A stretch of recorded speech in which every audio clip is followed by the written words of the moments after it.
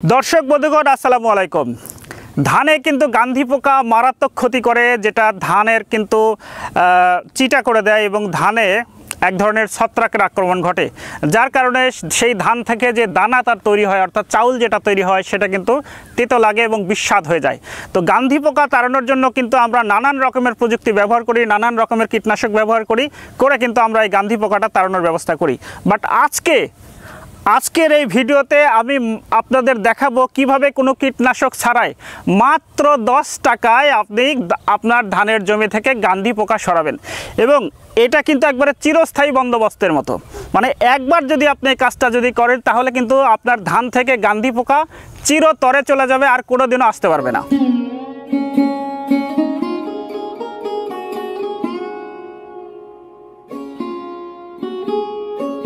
আমার হাতে দেখতে পাচ্ছেন আমার হাতে একটা টায়ার রয়েছে। এই টায়ারটা কিন্তু পুরাতন একটা টায়ার, যে টায়ারটা আর কোনো কাজে আসবে না সেরকম একটা টায়ার দিয়ে এই টায়ারটা আমি বাজার থেকে 10 টাকায় কিনে নিয়ে এসেছি। এই টায়ার দিয়েই কিন্তু আমি আজকে এই যে ধানের জমিগুলো দেখতে পাচ্ছেন এই ধানের জমি থেকে গান্ধী পোকা তাড়ানোর ব্যবস্থা করব।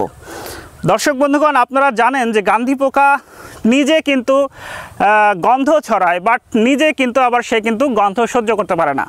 তো সেই গান্ধী পোকার যে বৈশিষ্ট্য সেই বৈশিষ্ট্যটাকেই আমি আজকে কাজে লাগাবো এবং কাজে লাগিয়ে এই ধানের জমি থেকে এই ধানের জমি থেকে এই গান্ধী পোকাটাকে আমি চিরতরে এখান থেকে উৎপাদন করব।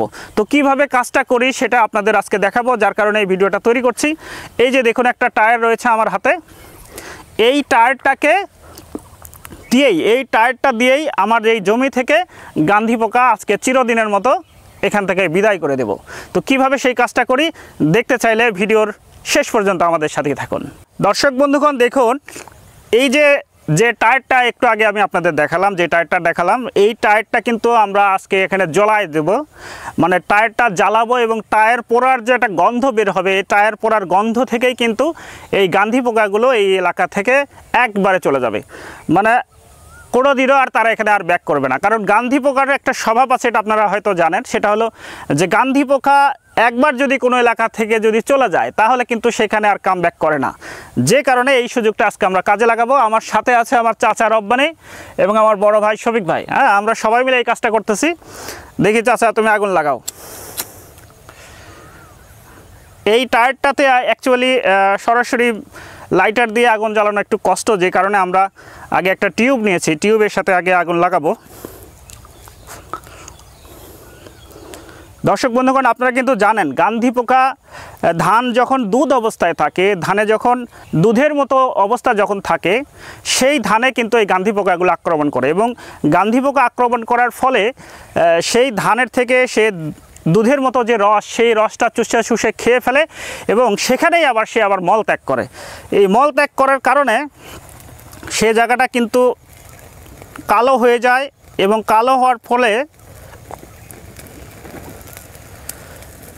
সেই জায়গাটা কিন্তু ফাঙ্গাস আক্রমণ করে এবং সেখানে আপনার হলো তেতো হয়ে যায়। যে পরে যে চাউল যেটা হয় সেই চাউলটা কিন্তু তেতো হয়ে যায়। দেখুন আমরা টায়ারটাকে জ্বালানোর চেষ্টা করতেছি। দেখি জল বাবা জল।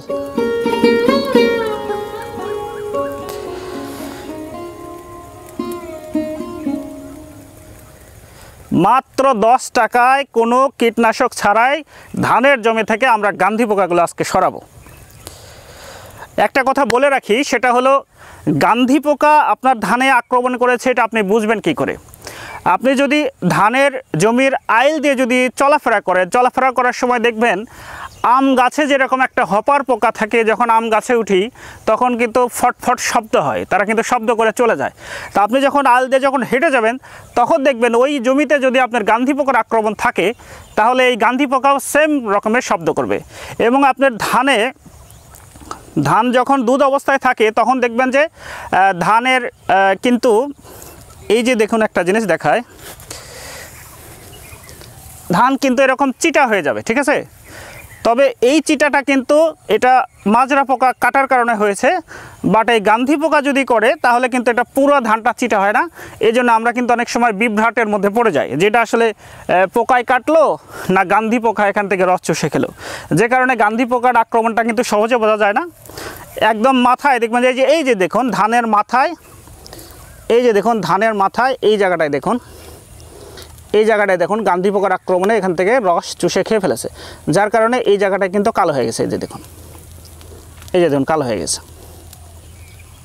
এটাই হলো গান্ধী পোকার আক্রমণ হলে বোঝা যায়। আমরা জ্বালাইছি।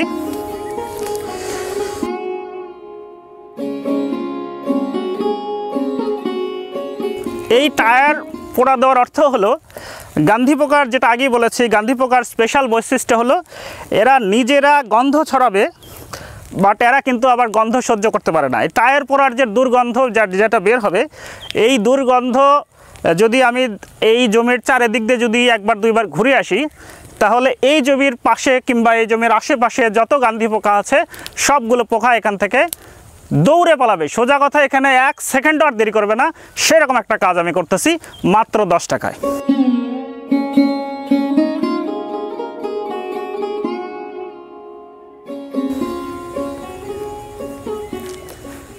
দেখুন এই জমির আল দিয়ে চারিদিক দিয়ে আমরা ঘুরতেছি এই জমির পোকাগুলোকে নির্মূল করার জন্য, এখান থেকে বিতাড়িত করার জন্য।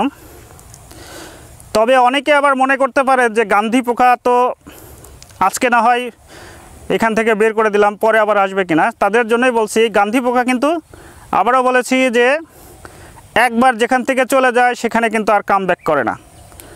সুতরাং এই কাজটা যদি একবার করা যায় তাহলে এই জমি থেকে সমস্ত গান্ধী পোকা চলে যাবে।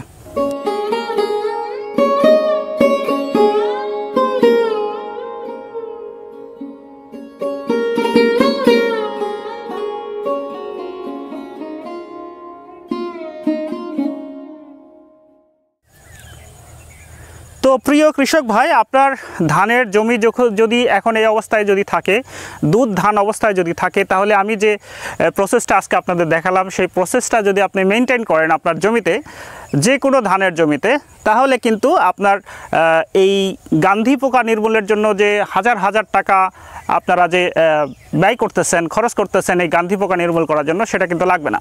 মাত্র 10 টাকায় আপনি আপনার জমি থেকে এই গান্ধী পোকাগুলো বিতাড়িত করতে পারবেন, এবং সেটা চিরতরে। তো দর্শক বন্ধুগণ, আজকে এই পর্যন্তই। দেখা হবে অন্য কোনো পর্বে অন্য কোনো বিষয় নিয়ে। সে পর্যন্ত সবাই ভালো থাকবেন, সুস্থ থাকবেন। আল্লাহ হাফেজ।